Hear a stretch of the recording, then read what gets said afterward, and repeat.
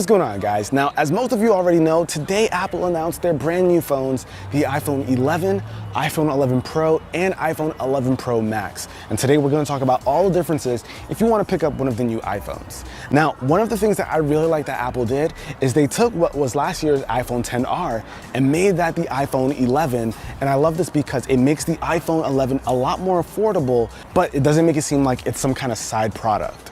Now, of course, with that more affordable price tag, you won't see all of the features that you get with the Pro models, but we'll talk about those features in a second.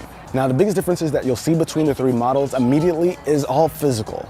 The iPhone 11 comes in more playful colors like purple, white, product red, yellow, and green, whereas the Pro models come in midnight green, space gray, silver, and gold. And I'm gonna tell you guys right now, me personally, I am all about that new midnight green. The iPhone 11 has that typical glossy feel to it, while the Pro models have like this new matte finish, which kind of has like this frosted look, and the texture feels awesome. I love the way it feels in the hand, and I have a feeling that it's going to be a bit more comfortable to use. It's not going to be as slippery, but of course, we have to spend some more time with it to actually see. Now, in terms of sizing, we're looking at the same sizes as last year's lineup. The iPhone 11 will come in at 6.1 inches, and with the Pro models, you'll get a 5.8 inch and a 6.5 inch, so you have the entire spectrum there.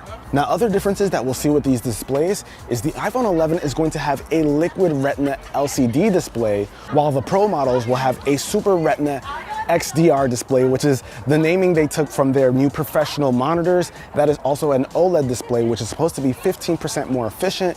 And of course, that is the higher end between the two screens. Now, looking at the back of the phone is where we're gonna start to see some more differences. Some of us weren't too surprised here. The iPhone 11 has been upgraded to a dual camera system, while the Pro models have a triple camera system. And this is great because now they have wide angle lenses and ultra wide angle lenses on both models, while the Pro models also include a telephoto lens. Now, physical differences aside, we gotta talk about what's changed on the inside. Now, of course, these have been upgraded to Apple's new A13 processor, which has a faster CPU and GPU, which is going to lead to much better performance, which we'll be able to see in powerful apps and games, and much more efficiency, which we'll be able to see in the battery life. Now, we gotta touch back on the camera because honestly, that's where a lot of the upgrades happened. And honestly, I am really excited about the ultra wide angle lenses that have been included this time around because it's just going to make shooting a lot easier. If you're ever in a tight spot or you wanna take pictures of a landscape, you're just gonna get so much more in the frame. And trust me guys, this is a game changer that we've seen on other phones for a while now, but I'm happy it's on the iPhone. Now, with the Pro models, you do get that telephoto lens that we had on the XS versions, so you get a much bigger optical zoom range, whether you want a tight shot or something extremely wide. You get a lot of options here. And one thing I'm really happy about is that Apple introduced a night mode. So that's something we've seen with the Pixel and Samsung phones, where you're gonna be able to take a shot that's completely in the dark and make it a usable shot. Now, you can't turn this mode on manually. It's automatic. Once the camera detects that there isn't enough light for a good shot, it automatically turns on the night mode and you're able to get that shot off. For all my iPhone users out there who have never had experience with this mode, I am telling you now, you are going to love it if you take any kind of night photography.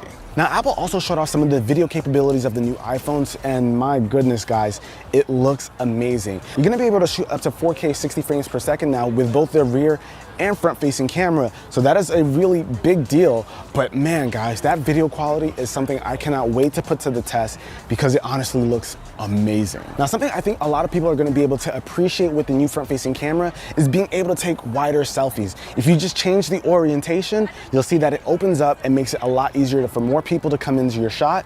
Or if you want, you can just hit a button and it also widens it. But I think this is something that's going to make a lot of people happy. Ari, I know you're one of them. They also introduced this thing called Selfies, which is basically a slow motion selfie video.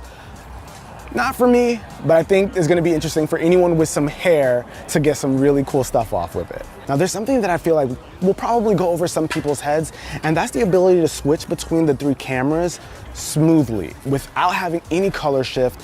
It is a really awesome thing that Apple has been able to achieve here by not having this giant shift whenever you switch between the three lenses. It smoothly does it, and it's going to be a big deal for some of us who like to take video on our phones. It's a pretty subtle and low-key change, but it is going to be very helpful. Now, Apple also introduced this quick video mode, which is basically a page out of Snapchat or Instagram's book, by allowing you to take a video by just pressing the shutter button and it starts shooting the video immediately. And once you release, video stops shooting.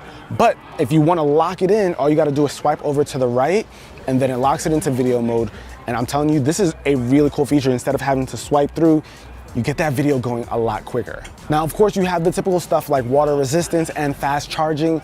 And thankfully, Apple has listened, and the Pro models will now have a fast charger included inside of the packaging, so no needing to buy something extra. But unfortunately for the iPhone 11 owners, you will still have to go buy it if you want to take advantage of the feature. And some of the best news to come out of the announcement today was the increase in battery life. The iPhone 11 is going to have 1 more hour of battery life compared to the iPhone XR. And with the iPhone 11 Pro, it's going to get 4 more hours than the XS, and the Pro Max is going to get 5 more hours than the XS Max, which is just absolutely insane, and it's going to have the highest battery life of any iPhone to date. Now, in terms of pricing, the iPhone 11 is going to be starting at $699. And how nice is that to say? To get the iPhone 11 at $699 is not a direction that we thought Apple would go, but with that XR being the new 11, it kind of makes sense, and this is why I like the move so much. While the Pro models, the 5.8 inch is going to start at $999, and the 6.5 is going to be $1099. So a bit more premium options over there, but I feel like for people who just want to get that 11, it is a much nicer price point to start at. Now, I personally feel like the 11 is going to sell like hotcakes, especially since it doesn't feel like a side product. But I want to know what you guys think. Are those bezels something that will keep you away from the iPhone 11? Or do you just have to have the latest and greatest with the Pro models? Let me know with a comment down below. Hopefully you guys enjoyed this video. And if you did, be the cool guy or girl that gives this video a thumbs up. I'm going to have a real day in the life video and all the other things that you can come to expect in future updates, so stay tuned for that. And pre-orders are going to be starting Friday the 13th, and people will officially be able to get their hands on it on the 20th. But till then, guys, it's your average consumer. Peace.